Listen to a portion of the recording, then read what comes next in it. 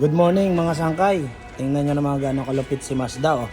Yung pagbubukas ng likod, di mo na kailangan pang buksan. Automatic na siya. Pindutin mo lang siya sa ilalim. Ayan, kusa na siyang aangat. Kita nga sangkay. Tapos pag isasara natin, pindutin lang natin to. Automatic na rin siya sangkay. Oh. Automatic na siyang magsasara. Oh, di ba? Ganun kalupit si Mazda. Mazda CX-5 yan mga sangkay, hybrid car, bagong labas nila rito. Sky Active mga sangkay.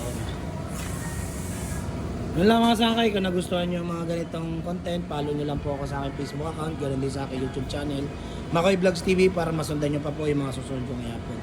Yun lamang po mga sangkay, maraming salamat and God bless po.